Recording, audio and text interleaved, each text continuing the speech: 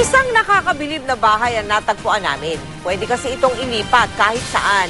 Ang mobile house, kompleto sa kasangkapan na pinagagana ng solar power at wind energy. Yan ang tinutukan ni Cara David.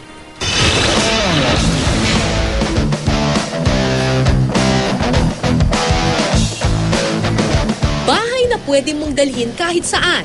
Mula sa pangarap at kathang-isip lamang, paunti-unting nabuo ang maituturing na fantasy house ni Raymond Portillo, isang seaman at businessman. Naging inspiration ko kasi yung mahilig kasi kami mag-travel. You can even go near beaches na sarili mong gusto kung saan mong area ang gusto.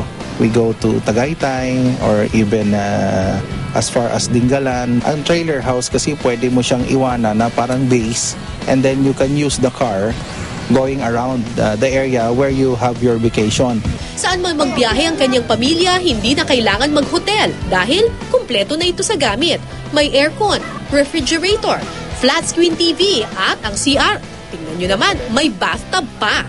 Mas komportable po kasi naamin po talaga at saka yung mas feel at home po kami. Idea ko po yung sa bathtub, yung sa DVD player para po maka-movie marathon po kami. Pero ang tunay na kakaiba at nakamamangha sa bahay na ito, gumagana ang lahat ng appliances sa pamamagitan lamang ng solar power at wind energy.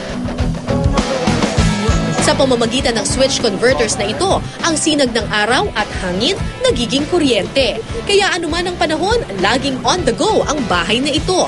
Kung may bagyo kasi, wala naman tayong solar but normally mahangin. Kaya it is equipped with for wind turbine. And yung wind turbine na yon, it helps to power up yung battery. So kahit na may bagyo, may sarili pa rin siyang power. Now, kung tag-init naman, kahit wala naman hangin, meron naman siyang solar power. Kasyang-kasya rin sa loob ang kanilang scooter bike. Ang built-in na rampang ito, sadyang ginawang pathway ng kanilang scooter. At mula sa kisame, pwedeng ibaba ang panels na ito na may kutsyon. Ito naman ang nagsisilbing double deck na kama o di kaya'y sofa. May built-in canopy pa na pwedeng irolyo papalabas. Ilang saglit lang, may instant outdoor dining area na para sa pamilya. Cara David, Nakatutok, 24 Oras.